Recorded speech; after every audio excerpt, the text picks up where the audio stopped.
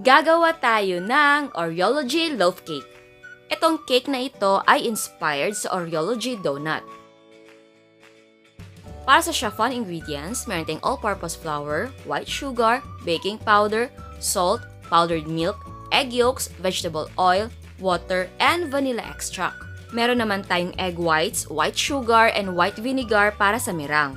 Para naman sa vanilla cream filling, meron tayong butter or margarine, powdered sugar, and vanilla extract. Ang pang-coat naman at toppings, meron tayong crushed Oreo. So, ang unang gagawin natin, magpapakulo tayo ng tubig para sa pag-steam mamaya. Yes, pwedeng gumamit ng malaking kaldero. Gumamit lang ako ng kawa dahil hindi kasya yung loaf pan ko sa kaldero. And yes, ang recipe natin ay pwedeng i-bake sa oven. So, in a bowl, i-combine natin ang flour, sugar, powdered milk, baking powder, and salt.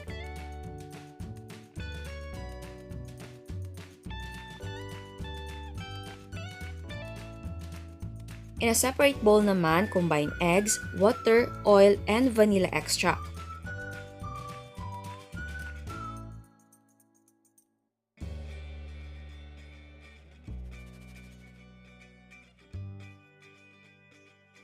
Tapos, i-combine na natin ang dry and wet ingredients.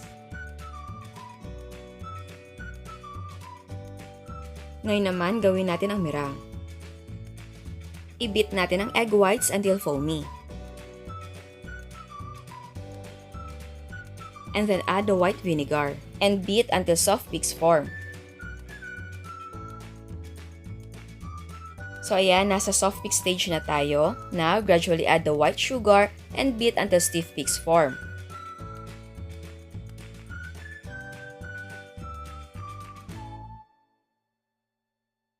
Kapag stiff na ang ating meringue, pwede na mag-fold. Mag-mix tayo ng konting meringue sa cake batter para hindi tayo mahirapan sa pag-fold. Sa pag-fold, pwede mong gawing 3 additions ang meringue. At dapat gentle lang ang pag-fold para hindi bumagsak ang cake.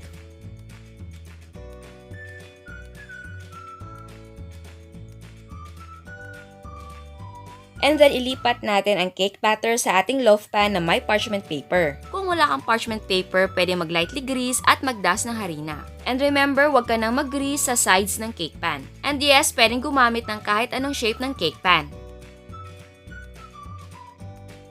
So ngayon, steam na natin over medium-low heat for 30 to 40 minutes. At huwag kalimutan na i-wrap ang lid ng clean cloth para hindi matuluan ng tubig ang ating cake. After 30 or 40 minutes, do the toothpick check and if it comes out clean, the cake is cooked. Pero kung basa pa, extend the cooking time and check every 5 minutes. Tapos, diretso nang tanggalin ang cake sa cake pan and cool completely.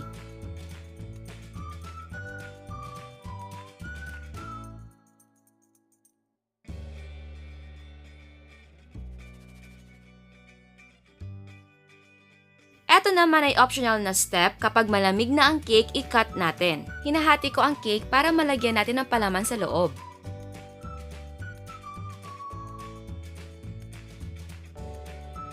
Ngayon naman, gawin natin ang vanilla cream filling. In a bowl, combine butter, powdered sugar, and vanilla extract.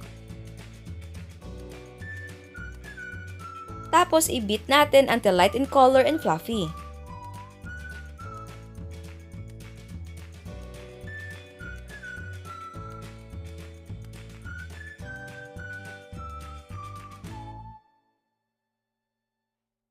Now, mag-spread tayo ng vanilla cream filling sa ating cake.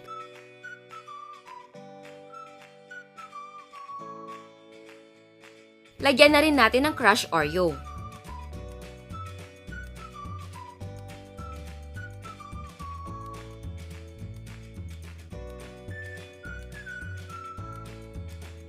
Tapos, ipatong natin ulit ang kalahati ng ating cake. Ngayon naman, i-cover natin ang buong cake ng vanilla cream. Pero kung ang gusto nyo ay top portion lang ng cake ang may vanilla cream, okay lang. So, pwede nyo gawing kalahati or bawasan ang measurement ng ating vanilla cream filling.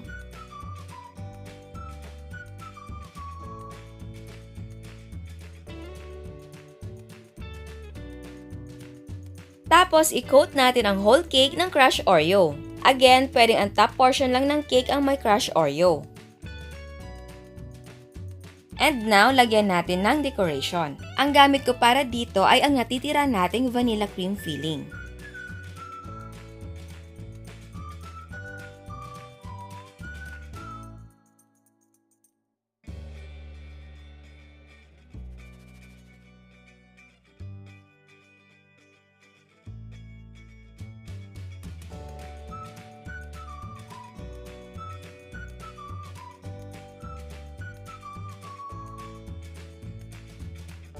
Kung napapansin nyo, hindi pantay ang pag-pipe ko kasi mali yung spacing ko. So, para hindi siya halata, lagyan natin ng Oreo na buo. And syempre, mas masarap ang cake kapag malamig. So, i-chill natin before serving. At eto na ang ating Oreology-inspired cake. Bago naman tayo mag-taste test, sa hindi pa nakasubscribe, please subscribe sa ating YouTube channel. And please click the notification bell and please click all para ma-notify kayo sa lahat ng uploads. So, ayan, titikman natin.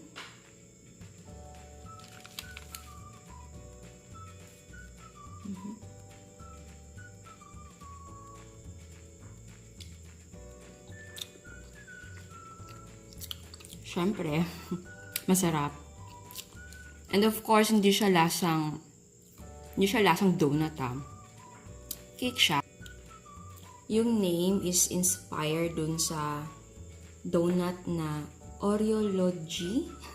Oreology, yung name kasi ng donut.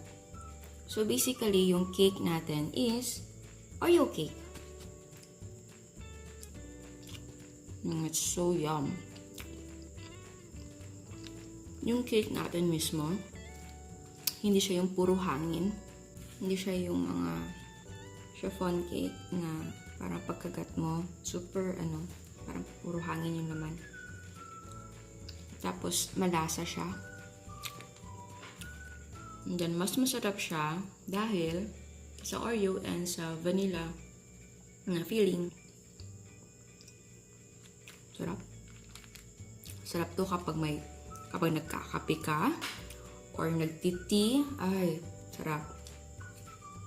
Sarap yung partner nito. Yum.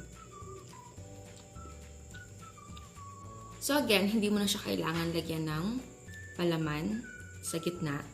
Tsaka okay lang na hindi lahat coated with vanilla icing or filling. Hindi din kailangan na coated siya ng crushed Oreo lahat. Pwedeng sa ibabaw lang. Tsaka, pwedeng hindi ka na maglagay ng maraming design. Pero nasa inyo yan. Nakakaakit yung cake kapag maganda yung design.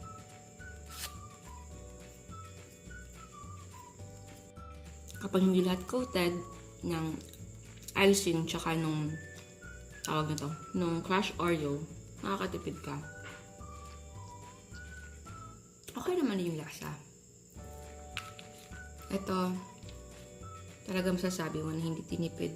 Yung vanilla cream natin, buttery siya. At kung sa tamis naman, kung gusto niyo na mas matamis, pwede yung dagdagan ang powdered sugar. Pero syempre, wag na sobra kasi baka maumay ka. And again, pwedeng gumamit ng mas maliit na loaf pan para dalawa yung magawa.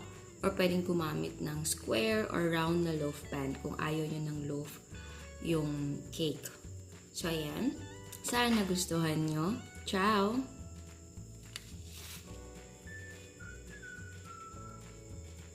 At eto naman ang mga prices ng ating mga recipe. Ang total cost ay 170 pesos. Pwede mo ibenta ng 250 pesos to 300 pesos. Again, ang selling price ay magdidepende kung magkano ang presyo ng sangkap sa inyo. At bago ako magpaalam, meron tayong another dose of inspiration. Ito ang Leche Flan Cathedral Window ni Miss Con.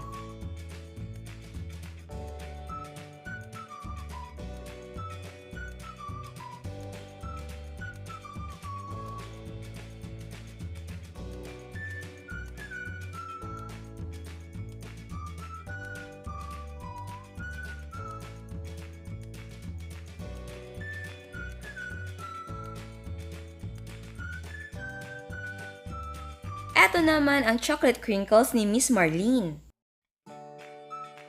At At meron siyang mga cakes.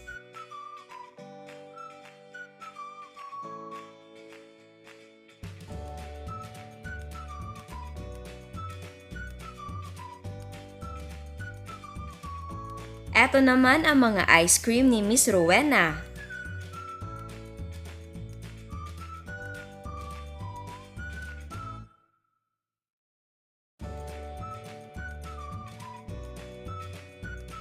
At meron siyang cheesy bars.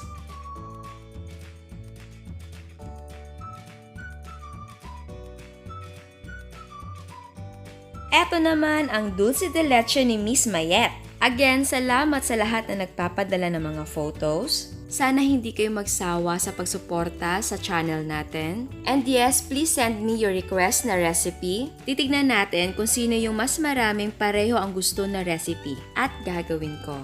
So ayan, sa hindi pa nakasubscribe, please subscribe sa ating YouTube channel. And please click the notification bell and please click all para ma-notify kayo sa lahat ng uploads. And please don't forget to like our Facebook page and follow us on Instagram. Thank you!